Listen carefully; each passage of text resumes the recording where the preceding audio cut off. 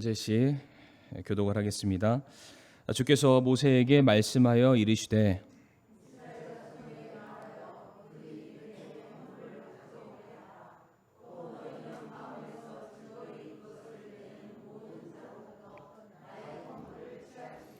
너희가 그들에게서 취할 헌물은 이러하니 곧 금과 은과 놋과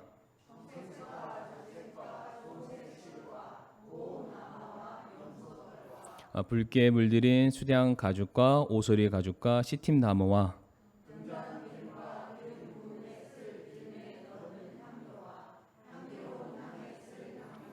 줄마노와 또 에봇과 흉패에 물릴 보석이니라.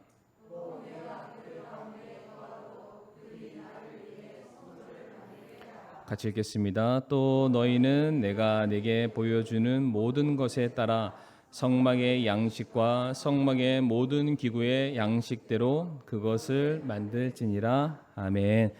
말씀을 위해서 한 번 더 기도하겠습니다. 아버지 하나님 감사합니다. 참 저희들 정말 이 복된 주일날 정말 저희들 주님의 또 귀한 말씀을 또 계속해서 들려주심을 감사를 드리오며 참 이스라엘 백성들이 성막을 세워가는 과정 속에서 하나님께서 명령하신 그대로 준행하였던 것처럼 저희들도 동일하게 주의 말씀대로 살아가기를 힘쓰는 믿음의 자녀들이 되게 하여 주시옵소서. 오늘 이 귀한 시간도 주님의 손에 맡겨드리올 때에 예수님 이름으로 기도를 드립니다. 아멘. 자리에 앉으시겠습니다. 오늘은 헌신을 요구하시는 이유라는 제목으로 말씀을 나누게 될 텐데요. 이런 것까지도 우리에게 요구하시나? 이런 차원으로 우리가 말씀을 좀 살펴봤으면 좋겠습니다. 저희들이 이제 출애굽기 25장 말씀을 보게 되었는데 25장부터 31장까지는 하나님께서 모세에게 성막을 어떻게 지어야 하는지에 대한 굉장히 상세한 내용들이 담겨져 있습니다. 이제 무려 7장 분량에 달할 정도로 하나님께서 모세에게 성막을 만드는 데 있어서 그 모습을 아주 세세하게 제작 과정까지 말씀해 주시게 됩니다. 예전에 한번 말씀드린 적이 있는데 모세 오경 안에 성막에 관련된 직접적인 혹은 간접적인 내용을 다 포함하면 그 내용이 무려 한 50여 장에 달합니다. 그러니까 성막이 굉장히 중요하다라는 것을 우리가 다시 한번 좀 기억했으면 좋겠고요. 특별히 오늘 본문 말씀은 이 성막 제작과 관련된 그 시작 부분에 해당되는 겁니다. 이제 첫 삽을 뜨는 그러한 상황인데 지금 하나님께서 모세에게 성막 제작을 위한 여러 많은 필요의 재료들을 지금 언급을 하고 계십니다. 오늘 본문 3절부터 말씀을 보시게 되면은 취할 헌물은 이러하니라고 말씀하시면서 이제 여러 필요들을 나열해 가기 시작하시는데 그 재료들을 살펴보니까 제가 한번 세어려 보니까 약 17가지나 됐습니다. 근데 이 17가지만 있다고 되는 것이 아니라 이게 카테고리죠. 분류만 17개로 나눈 것이지 그것도 하나하나마다 또 세세하게 분류하게 되면 더 많은 필요들이 있다는 것을 알 수가 있습니다. 그런데 성도님들 우리가 주목할 것이 무엇이냐면 오늘 금이 무엇이고 은이 무엇이고 줄마로 이런 거는 얘기하지 않습니다. 2절 말씀에 하나님께서 모세를 통해서 이러한 말씀을 하시죠. 이스라엘 자손에게 말하여 그들이 내게 헌물을 가져오게 하라라고 말씀을 하십니다. 지금 하나님이 이스라엘 백성들을 통해서 성막을 짓겠다라고 말씀하시고요. 성막에 필요한 모든 것들을 이스라엘 백성들을 통해서 내가 취하겠다라고 말씀을 하십니다. 물론 이 성막을 짓는 일이 이스라엘 백성들에게 사명으로 주어진 것은 굉장히 뭐라고 될까 자부심을 느낄만 하고 영광스러운 일이다라고 말씀을 드릴 수가 있습니다. 오늘 본문 8절 말씀 보게 되면은 이 성막 혹은 성소가 이스라엘 백성들에게 어떠한 의미와 목적을 가지고 있는지 분명히 우리에게 말씀해 주시는데 또 내가 그들 가운데 거하도록 그들이 나를 위해 성소를 만들게 하라라고 되어 있습니다. 하나님이 이스라엘 백성들로 하여금 성막을 짓게 하시는 이유는 여기에 있습니다. 내가 그들 가운데 거하기를 원한다라고 말씀하십니다.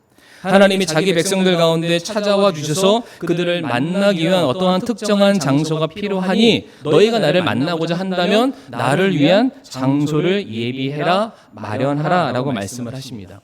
굉장히 중요하죠. 그리고 값진 어떠한 장소라고 말씀을 드릴 수가 있는데 문제가 뭐냐면 그러니까 하나님과 만남이 이루어지는 이 중요성을 차치하고서라도 지금 하나님께서 이스라엘 백성들에게 요구하시는 성막의 재료 무려 17가지에 해당되는 것들을 성도님들이 눈으로 보셔서 아시겠지만 이게 하나같이 구하기가 쉬운 것들이 아닙니다. 그러니까 굉장히 값어치가 나가고요. 그러니까 보통 사람들이 가질 수 없는 그런 것들이죠. 성도님들 지금 이스라엘 백성들이 출애굽기 25장이면은 그들이 서 있는 위치가 어디쯤 될까요? 광야입니다. 광야. 그러니까 차라리 돈이라도 있고 옆에 상점이라도 있으면 그 돈을 가지고 찾아가서 물건을 사올 법도 합니다. 근데 지금 현재 그들이 서 있는 장소는 광야 한복판이죠. 그러니까 사방을 둘러봐도 하나님이 지금 명령하신 재료, 물건들을 지금 구할 만한 그런 장소가 아님을 알 수가 있습니다. 뿐만 아니라 지금 현재 이스라엘 백성들은 어떠한 상태냐면은 이집트에서 430년간 노예 생활을 하고 이제 막 나온 상황입니다. 그러니까 노예가 어떠한 사람입니까? 자기 소유, 자기 재산, 자기 이름으로 된 집과 땅, 재산이 없는 사람들이 노예다라고 알 수가 있죠. 지금 그러한 노예의 삶, 종의 삶을 살았던 사람들이 하나님의 은혜로 간신히 이집트에서 빠져나와서 서 있는 장소가 광야예요.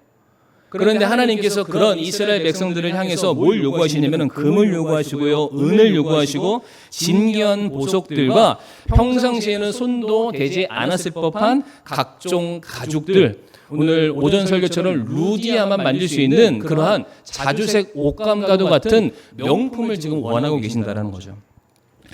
자, 이 말씀 보면서 어떠한 사건이 생각나냐면 오병이어 사건이 생각났어요. 오병이어 사건.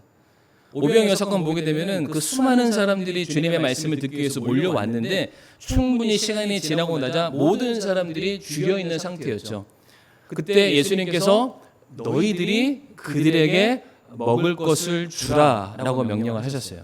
근데 생각해 보세요. 거기에도 말씀을 잘 살펴보면은 광야였어요. 아무것도 없는 곳이었죠.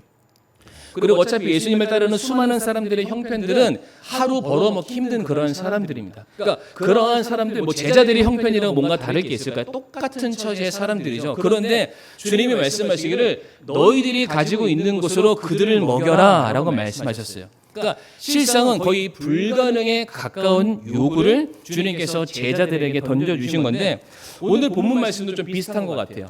이스라엘 백성들 포로에서 막 풀려난 이 사람들, 광야에 있는 사람들에게 값진 금은 보화들을 내어놓아라 라는 그 말씀으로 오늘 그들에게 명령을 하고 계십니다. 그런데 조금 더 이해가 안 되는 부분이 있는데 2절 후반절 말씀 보게 되면 뭐라고 되어 있습니까? 2절 후반절에 또 너희는 마음에서 즐거이 그것을 내는 모든 자들로부터 나의 헌물을 취하라 라고 되어 있습니다. 그러니까 지금 하나님이 그들에게 바치라고 명하신 것 자체가 이스라엘 백성들에게 있을까 말까한 것들이죠. 그러니까 하나님이 지금 그들에게 요구하신 것은 노예였던 그들에게 있어서 소유할 수도 없는 것이고 그들이 쉽게 얻어낼 수도 없는 것입니다. 아니 설령 그들이 있다 한다 할지라도 그것을 드림으로 말미암아 이제는 아무것도 없는 마치 예수님의 발에 향유 옥합을 깨므로 말미암아 자기가 결혼할 수 있는 기회를 상실해 버렸던 그 여인과도 같은 그런 엄청난 헌신을 요구하시는 거예요. 그런데 그 헌신할 때 뭐라고 말씀하시죠?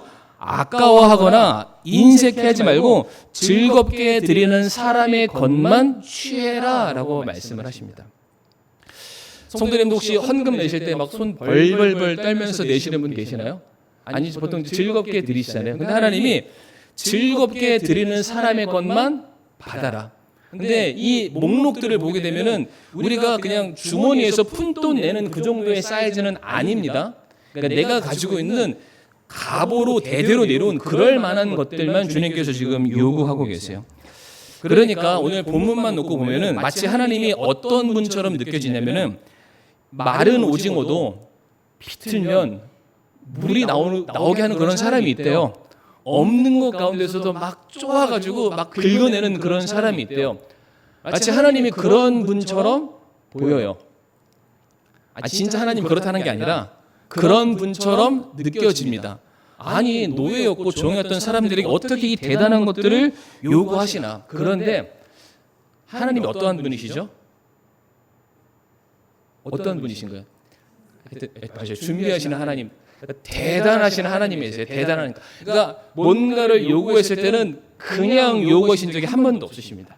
모든 게 다 이미 다 안배가 되어 있고 생각이 있으시고 방금 해주신 말씀처럼 이미 준비되어 있는 상황 가운데서의 요구라는 것을 우리가 알 수 있는데, 출애굽기 11장 말씀을 이제 화면에 나오게 될 텐데 11장 1절부터 3절까지 말씀 보게 되면은 배경이 뭐냐면 하나님이 이집트의 마지막 10번째 재앙을 내리시기 전에 이스라엘 백성들에게 주시는 명령의 메시지예요. 그러니까 이제 이 말씀이 끝나고 나면은 10번째 재앙이 내리게 되고 이스라엘 백성들이 이제 출애굽을 하게 됩니다. 그런데 이 말씀 보게 되면은 뭐라고 되어 있냐면은 2절 말씀만 제가 한번 읽어보겠습니다. 이제 백성의 귀에 고하여 각 남자가 자기 이웃에게 또 각 여자가 자기 이웃에게 은 보석 금 보석을 빌리게 하라 하시니라. 주께서 이집트 사람의 눈앞에서 백성에게 호의를 베푸시고 또 이집트 땅에서 그 사람 모세를 파라오의 신하들의 눈앞과 백성들의 눈앞에서 심히 위대한 자가 되게 하셨다라고 되어 있습니다.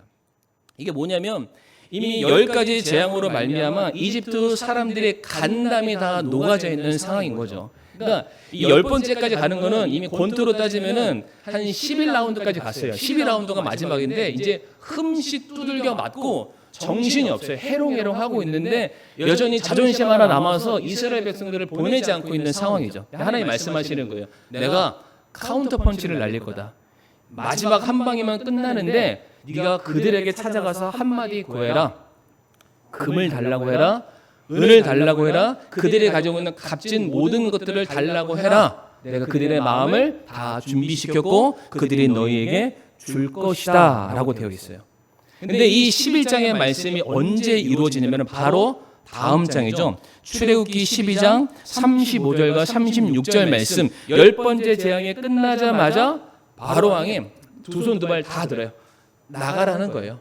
근데 이스라엘 백성이 나갈 때 어떻게 나갔죠? 하나님의 명령하신 그대로 행하게 됩니다. 35절과 36절 말씀 성도님들 읽어주시길 바랍니다. 시작.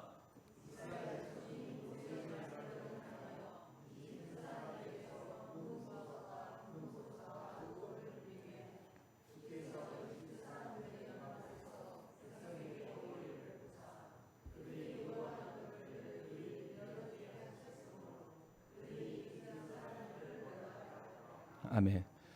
말씀이 재밌지 않습니까? 분명히 빌렸다라고 되어 있는데 끝에는 노력했대요.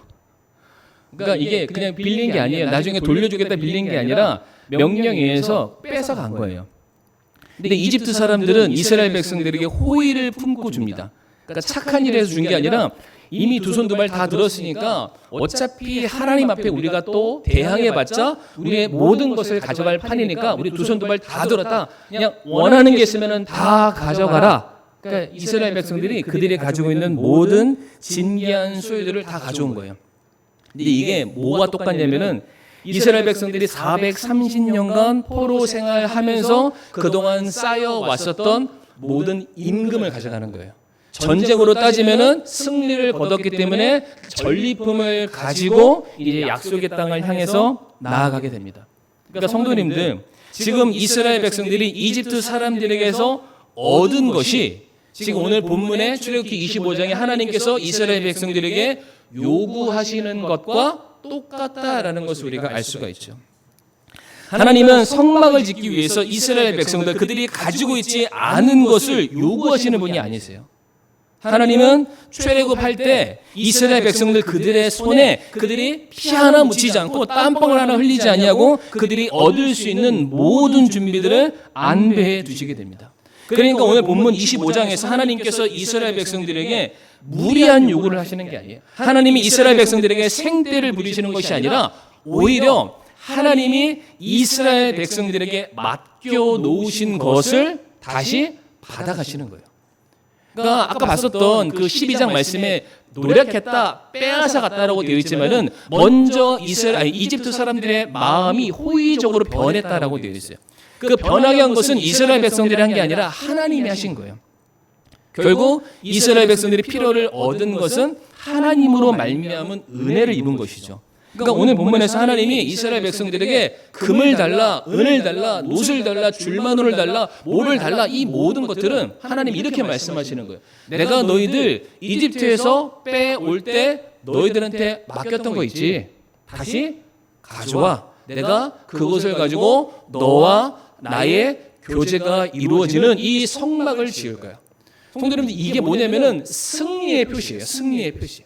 하나님께서 이집트를, 이 세상에서 가장 강대국이었던 이집트를 말씀 한마디로 무너뜨리시고 그들의 모든 소유, 그들은 자신들의 소유로 영원을 살 거라고 생각했지만 하나님이 한마디 하시니까 그 모든 소유가 고스란히 하나님의 손으로 왔어요. 그게 이집트 백성들, 이스라엘 백성들 손에 있는 거잖아요. 그러니까 이스라엘 백성들은 성막을 보면서 뭘 느끼게 되냐면 하나님이 대단하신 분이시구나. 그리고 하나님과 우리가 함께하고 있는 한 우리에게는 언제나 승리가 보장되는구나.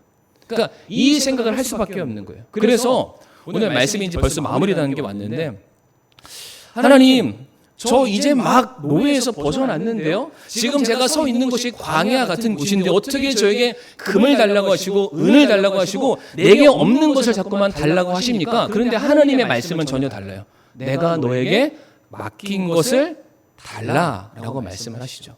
그런데 어떻게 달라고 말씀하세요? 즐거이 내라. 이 즐거이 낸다는 것은 이런 마음이죠. 주신 분도 하나님이시니까 거두어 가시는 분도 하나님이십니다. 내 것을 드리는 것이 아니라 하나님의 것을 내가 잠깐 맡았을 뿐이고 하나님이 요구하시니까 제가 다시 드릴게요. 이 소유에 대한 분명한 주인 의식을 가지고 있는 그 사람만이 즐겁게 낼 수가 있습니다. 근데 성도님들, 우리가 이제 이 성경 말씀을 계속해서 연결해서 보면 참 좋잖아요. 이게 참 신기한 게 뭐냐면은 25절 말씀에 즐거이 내는 사람들의 것만 받으라고 하셨어요. 무슨 얘기인가요? 낸 사람이 있고 안 낸 사람이 있다라는 거예요. 그렇겠죠.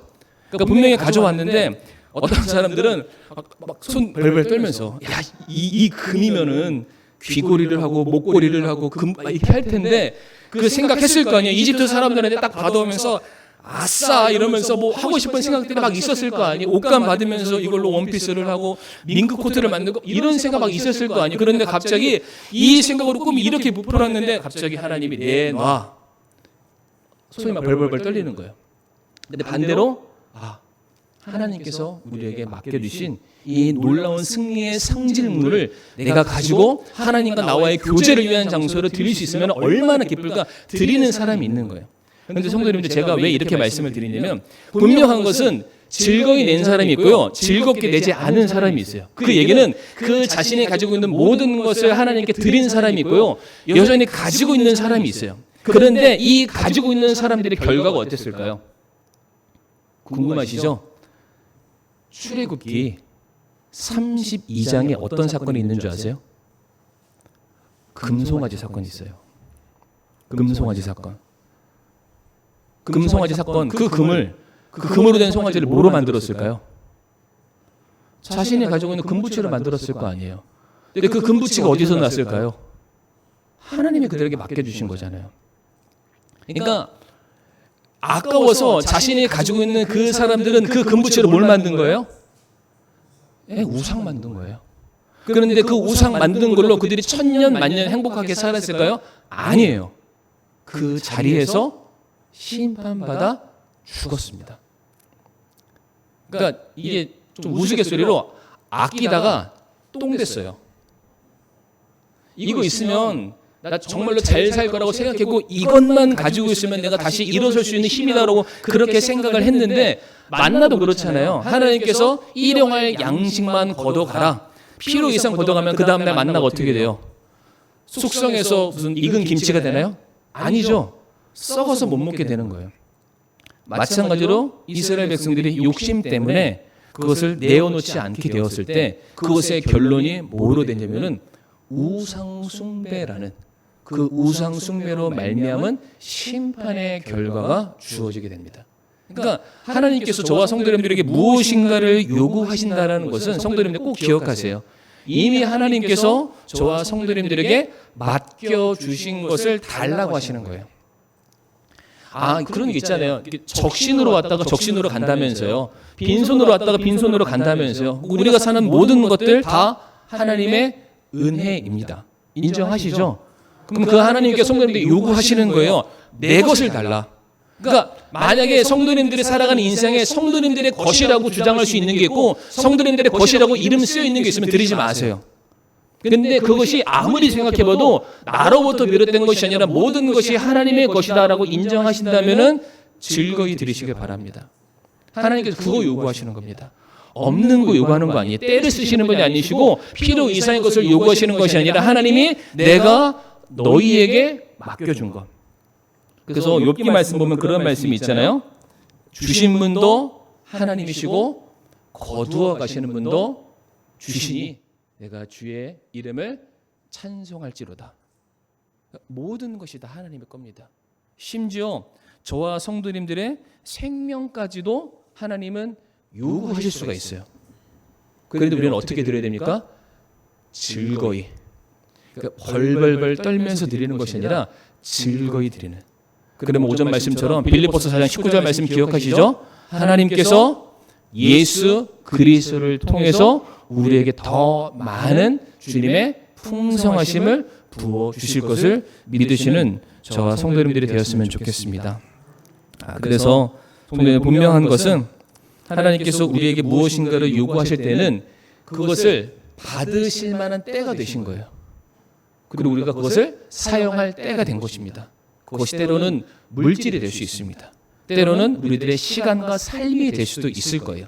여러 많은 것들 주님께서 성도님들의 마음에 계속해서 부담을 주실 때 내가 여기를 주저하거나 못할 것 같아요. 손살에 치는 것이 아니라 어떻게 하면 내 삶을 더 기쁘게 드릴 수 있을까? 이러한 마음으로 참여하시는 헌신하시는 저와 우리 사랑하는 성도님들이 되었으면 좋겠습니다. 이 시간 다 같이 머리 숙여 말씀 놓고서 잠시 우리가 기도하기를 원합니다. 하나님 제가 즐겁게 헌신할 수 있게 해주세요. 주님께서 주신 것을 기쁨으로 사용할 수 있게 해주세요라고 이 시간 함께 기도하겠습니다.